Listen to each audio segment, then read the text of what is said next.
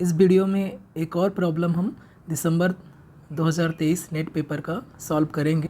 ये एक पार्ट सी का प्रॉब्लम है जो कि लीनियर अलजेब्रा पर बेस्ड है।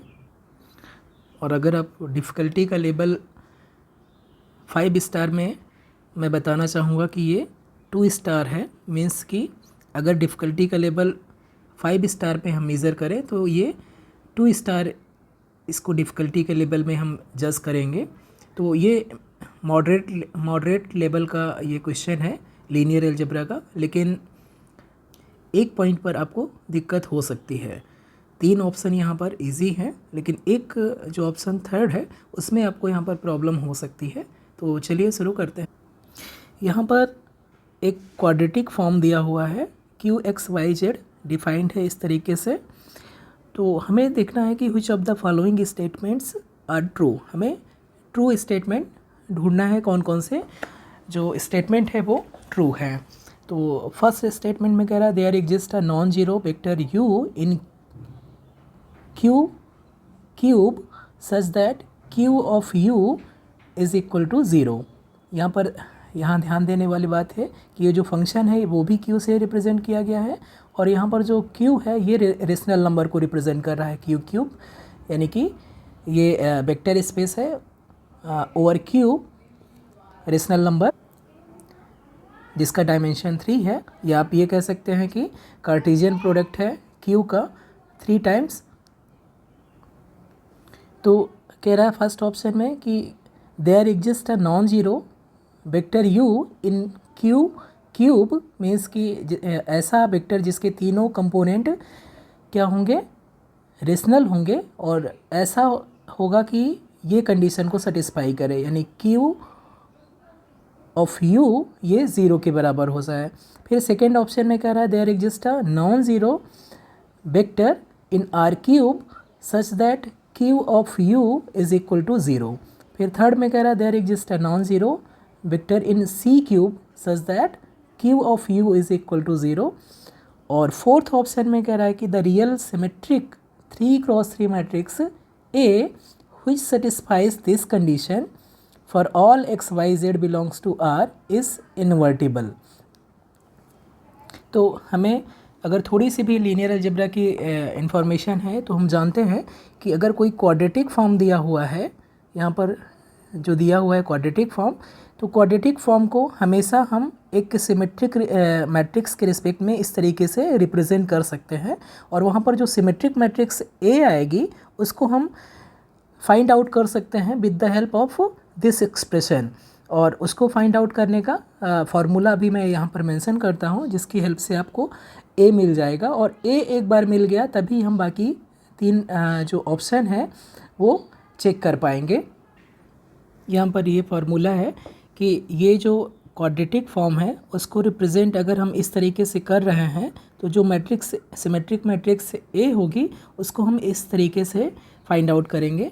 A है, ये क्या हो जाएगा, ऑब्वियसली यहाँ पर जितने वेरिएबल है उतने बाई उतने की मैट्रिक्स बनेगी। यहाँ पर x y z 3 वेरिएबल है तो यहाँ पर 3/3 की मैट्रिक्स बनेगी। तो जो फर्स्ट एंट्री है वो कोफिशिएंट ऑफ एक्स स्क्वायर हो जाएगा। यहाँ पर कोफिशिएंट ऑफ एक्स स्क्वायर 1 है, तो A अगर हम कैलकुलेट करेंगे तो वहाँ पर A11 की एंट्री 1 हो जाएगी। फिर A12 की एंट्री क्या हो जाएगी, half of the coefficient of x y. फिर A13 की एंट्री हो जाएगी half of coefficient of x z. फिर जो A21 की एंट्री है half of coefficient of x y हो जाएगी। A22 की entry coefficient of y square. A23 की entry half of coefficient of y z. फिर A31 की entry half of coefficient of x z. फिर A32 की entry half of coefficient of y z, और A33 की entry coefficient of Z square हो जाएगी। तो इसकी हेल्प से हम A को फाइंड आउट कर सकते हैं और A हमारा प्रिसाइसली हो जाएगा। तो इस तरीके से हमें जो रियल सिमेट्रिक मैट्रिक्स है A मिल गया है। अब हमें देखना है कि ये जो ऑप्शन फोर्थ में कह रहा है कि जो रियल सिमेट्रिक मैट्रिक्स A होगी वो इन्वर्टिबल होगी या नहीं होगी। तो इन्वर्टिबिलिटी चेक करने के लिए हमें जस्ट क्या करना है, 3/3 की मैट्रिक्स है तो हम इसका डिटर्मिनेंट निकालते हैं। क्योंकि यहाँ पर अगर 2/2 माइनर ले, 2/2 माइनर कंसीडर करें तो क्या हो रहा है, ये नॉन ज़ीरो हो रहा है। तो इसलिए एटलीस्ट इसकी रैंक 2 तो होगी ही होगी। हमें चेक करना है इसकी रैंक 3 है कि नहीं। अगर 3 रैंक होगी तो ये इन्वर्टिबल हो जाएगा। यहाँ पर मैंने इसका डिटर्मिनेंट कैलकुलेट किया है, तो जो डिटर्मिनेंट है ए का वो हमारा आ गया है 1/2 और ये नॉन ज़ीरो है, इसकी वजह से ये इन्वर्टिबल हो जाएगा और हमारा जो फोर्थ ऑप्शन है वो यहाँ पर करेक्ट हो जाएगा। अब यहाँ पर हम देखें तो जो मैट्रिक्स ए है वो सिमेट्रिक मैट्रिक्स है और इसके जो तीनों प्रिंसिपल माइनर हैं 1 और जो 3 प्रिंसिपल माइनर बन रहा है उसकी जो वैल्यू है वो आपका आ रहा है पॉजिटिव। ये 1/1 मैट्रिक्स, इसकी जो डिटर्मिनेंट होगी 1 हो जाएगी। फिर 2/2 जो मैट्रिक्स बनेगी इसका जो डिटर्मिनेंट है वो 1 - 1/4, ये भी पॉजिटिव हो जाएगा। और जो 3/3 माइनर बन रहा है वो सिंगल एक ही बनेगा प्रिंसिपल माइनर और वो डिटर्मिनेंट ऑफ ए के बराबर हो जाएगा और वो भी वैल्यू हमारी 1/2 आई है, पॉजिटिव आई है। तो यहाँ पर जो मैट्रिक्स ए है उसके सभी के सभी प्रिंसिपल माइनर पॉजिटिव हैं। तो हमारे पास एक रिजल्ट है सिमेट्रिक मैट्रिक्स के कि सिमेट्रिक मैट्रिक्स पॉजिटिव डेफिनेट होगी if and only if all of its principal minors are positive. तो एक चीज़ हम कंक्लूड कर सकते हैं कि जो मैट्रिक्स ए होगी वो पॉजिटिव डेफिनेट हो जाएगी, पॉजिटिव डेफिनेट हो जाएगी। इसका मतलब क्या हुआ, पॉजिटिव डेफिनेट हो जाएगी, इसका मतलब क्या हुआ कि आपके पास कोई भी रियल नंबर हो, कोई भी रियल नंबर हो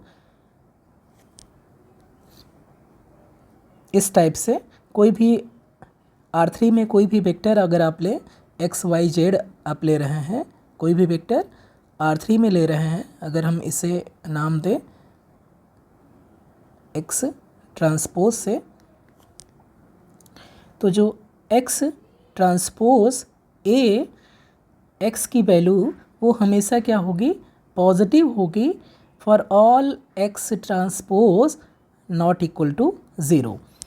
यानी कि अगर कोई भी वेक्टर हम लें R3 में, अगर वो 0 नहीं है तो ये जो x ट्रांसपोज ax जो कि हमारे क्वाड्रेटिक जो हमारा दिया हुआ फंक्शन था क्वाड्रेटिक फॉर्म उसके बराबर है, यहाँ से फोर्थ से, वो हमेशा क्या होगा for any real vector in any vector in R3 जो ये वैल्यू है वो क्या होगी, हमेशा पॉजिटिव हो जाएगी इसकी। और चूँकि ये quadratic form q of XYZ के बराबर है तो q ऑफ XYZ कोई भी अगर नॉन ज़ीरो XYZ लेंगे, ठीक है, कोई भी नॉन ज़ीरो वेक्टर लेंगे तो q ऑफ XYZ की वैल्यू हमेशा पॉजिटिव मिलेगी क्योंकि हमारा जो मैट्रिक्स A है वो पॉजिटिव डेफिनेट आ गई है। तो इसका मतलब क्या हुआ कि अगर हम कोई भी non zero vector u R3 में कंसीडर करेंगे तो q ऑफ u की वैल्यू 0 नहीं होगी, इनफैक्ट वो क्या हो जाएगी, पॉजिटिव हो जाएगी। यानी कि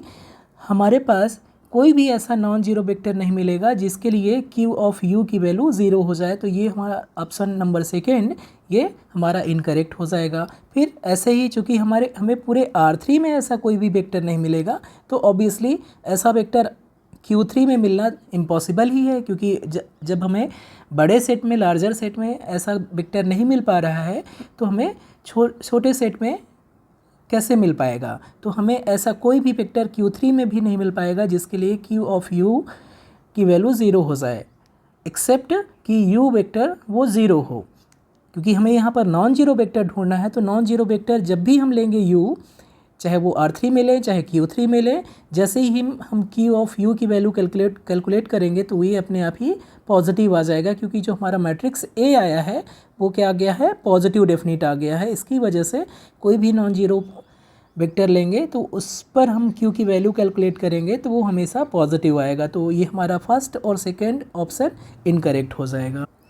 तो अभी हमने 3 ऑप्शन को चेक कर लिया है। हमारे पास अभी जो थर्ड ऑप्शन था वो अभी हमने चेक नहीं किया कि वो करेक्ट है या इनकरेक्ट है, क्योंकि जो क्वाड्रेटिक फॉर्म है वो उसके करस्पॉन्डिंग जो सिमेट्रिक मैट्रिक्स है वो अगर पॉजिटिव डेफिनेट होती है तो हम फर्स्ट और सेकेंड को डायरेक्ट कंक्लूड कर सकते हैं, लेकिन थर्ड के बारे में हमें कोई भी इंफॉर्मेशन वहाँ से नहीं मिलेगी।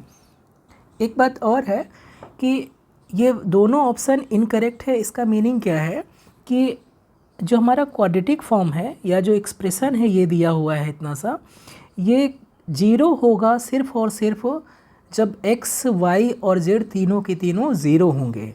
इसके अलावा कभी भी ये जो एक्सप्रेशन दिया हुआ है कभी भी ज़ीरो के बराबर नहीं हो सकता है। ये जो हमारा फर्स्ट और सेकंड है इसका मीनिंग है। तो अब हमें ऑप्शन सी को चेक करने के लिए ये देखना है कि अगर हम x, y और z को कॉम्प्लेक्स नंबर लें, x, y, z को कॉम्प्लेक्स नंबर लें तो क्या हमें ऐसा नॉन ज़ीरो कॉम्प्लेक्स नंबर मिल सकते हैं क्या जिनके लिए ये एक्सप्रेशन ज़ीरो हो जाए। तो हमें ये ख्याल रखना चाहिए कि ऐसा हो सकता है कि जो रियल पॉलिनोमियल होते हैं उसके जो रूट्स हैं कई बार रियल रूट्स ना मिलके हमें कॉम्प्लेक्स रूट्स मिल जाते हैं। इनफैक्ट कोई भी अगर कॉम्प्लेक्स पॉलिनोमियल है तो हमें पता है कि उसके कॉम्प्लेक्स रूट्स मिलेंगे ही मिलेंगे। तो अगर थोड़ा सा हम यहाँ पर सेंस लगाएं तो हमें थोड़ा सा आइडिया होना चाहिए कि ये जो पॉलिनोमियल दिया है ये कुछ कुछ दिया हुआ है।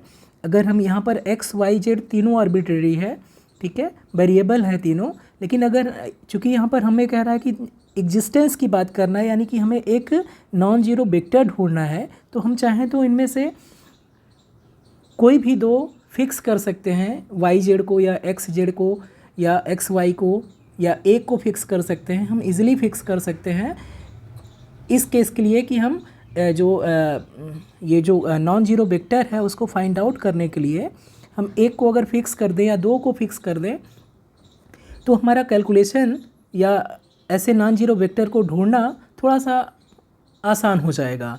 जैसे हम क्या कर रहे हैं कि जो हमारा क्यू एक्स वाई जेड है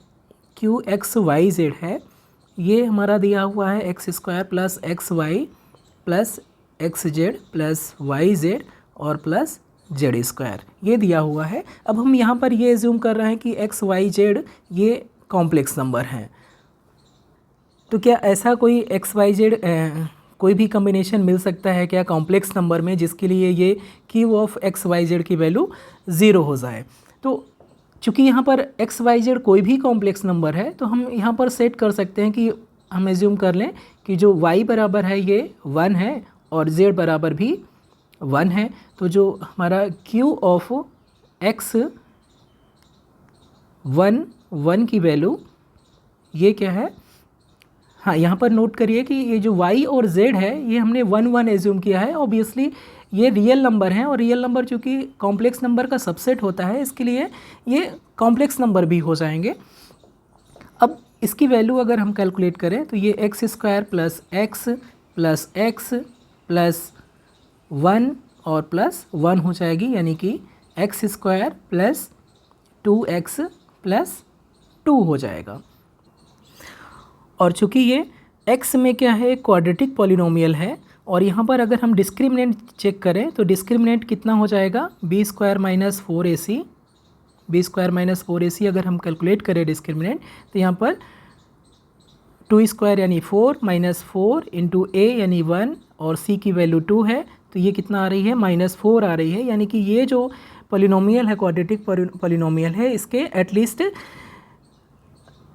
2 कॉम्प्लेक्स रूट तो होंगे ही होंगे, दोनों जो रूट होंगे वो कॉम्प्लेक्स होंगे और चूँकि इसकी डिग्री 2 है तो 2 ही कॉम्प्लेक्स रूट होंगे। तो हम क्या मान लें, चाहे तो अगर इसको आप चाहें तो सॉल्व करना चाहें तो डायरेक्ट श्रीधराचार्य फार्मूले से भी सॉल्व कर सकते हैं यहाँ से। अब क्यू ऑफ एक्स या x square plus 2x plus 2 equal to 0 होगा तो यहाँ से क्या मिल जाएगा, x की वैल्यू हमें मिल जाएगी x इक्वल टू -b यानी कि -2 plus minus under root b square यानी 4 माइनस 4ac यानी 4 इंटू 1 इंटू 2 डिवाइडेड बाई 2 हो जाएगा। तो जब हम इसे सिंप्लीफाई करेंगे तो -1 प्लस माइनस i आ जाएगा। तो हम देख रहे हैं कि अगर हम स्पेसिफिक चॉइस लें हमने क्या किया है यहाँ पर x, यहाँ पर y और z को हमने फिक्स कर दिया है। अब x, y और z को फिक्स कर दिया है, अब हम x को ढूंढ रहे हैं, ऐसा x को ढूंढ रहे हैं कि जिसके लिए ये एक्सप्रेशन 0 हो जाए। तो यहाँ पर देख रहे हैं कि y और z दोनों नॉन ज़ीरो है और यहाँ पर x की वैल्यू आई है, 2 वैल्यू आ गई हैं। तो अगर हम स्पेसिफिक पर्टिकुलर एक ले -1 + i, 1, 1, तो ये एक कॉम्प्लेक्स वेक्टर है, ये बिलोंग करेगा C³ में और इसके लिए जो Q ऑफ -1 + i, 1, 1 इसकी जो वैल्यू है वो 0 हो जाएगी। यानी कि हमने एक ऐसा वेक्टर ढूंढ दिया, एक ऐसा वेक्टर C³ में ढूंढ दिया जिसके लिए Q ऑफ दिस वेक्टर की वैल्यू 0 हो रही है। तो जो हमारा थर्ड ऑप्शन है वो इनकरेक्ट, सॉरी, देयर एग्जिस्ट की बात कर रहा है। देयर एग्जिस्ट है नॉन जीरो वेक्टर, क्योंकि ये जो वेक्टर हमने ढूंढा है वो क्या है, नॉन जीरो वेक्टर है C³ में और इसके लिए जो Q ऑफ -1 + i, 1, 1 इस पर, इस पॉइंट पर, इस पर्टिकुलर वेक्टर पर जो Q की वैल्यू है वो 0 हो रही है। तो जो थर्ड ऑप्शन है जिसमें कह रहा है कि there exist a non zero vector u such that Q of u is equal to 0, ये हमारा ट्रू हो जाएगा कि यस, ऐसा एक वेक्टर एग्जिस्ट करेगा जो कि नॉन ज़ीरो होगा, लेकिन वो किस में एग्जिस्ट करेगा, C³ में, यानी कि कॉम्प्लेक्स वेक्टर स्पेस C³ में एग्जिस्ट करेगा जिसके लिए Q ऑफ u की वैल्यू 0 हो जाएगी। ये जो क्वाड्रेटिक फॉर्म है उसकी वैल्यू 0 हो जाएगी। यहाँ पर ज़रूरी नहीं है कि हम y और z दोनों को 1 लें, यहाँ पर कुछ भी वैल्यू आप लीजिए, y और z को साइमल्टेनियसली आपको 0 नहीं लेना है। y और z को, एक को आप 0 ले सकते हैं, अगर दोनों को 0 ले लेंगे तो इसका जैसे ही सोल्यूशन आप निकालेंगे तो x = 0 ही आ जाएगा। तो y और z को आप कोई भी, दोनों को साइमल्टेनियसली 0 नहीं लेना है। इसके अलावा आपको कोई भी आप नंबर चूज़ कर सकते हैं, फिक्स नंबर, उसके करस्पॉन्डिंग आपको x में एक क्वाड्रेटिक पॉलिनोमियल मिलेगा और उसके दोनों रूट से डेफिनेटली वो क्या होंगे, कॉम्प्लेक्स रूट होंगे, क्योंकि उनका डिस्क्रिमिनेंट डेफिनेटली नेगेटिव आएगा। इसकी वजह से वो 2 कॉम्प्लेक्स रूट्स रखेगा और इससे हमें एक नॉन जीरो वेक्टर मिल जाएगा जिसके करस्पॉन्डिंग Q ऑफ u की वैल्यू 0 हो जाएगी। तो हमारा थर्ड और फोर्थ ऑप्शन यहाँ पर करेक्ट हो जाएगा और first and second option already हमने डिस्कार्ड कर दिया है कि ये दोनों इनकरेक्ट होंगे, मीन्स कि ऐसे नॉन जीरो वेक्टर हमें R³ में और ना तो Q³ में मिलेंगे जिसके लिए Q ऑफ u की वैल्यू 0 होगी। तो होपफुली आपको ये समझ में आ गया होगा। अगर आपको इस वीडियो से हेल्प मिली हो तो प्लीज़ लाइक करें, कमेंट करें और सब्सक्राइब करें हमारे चैनल को।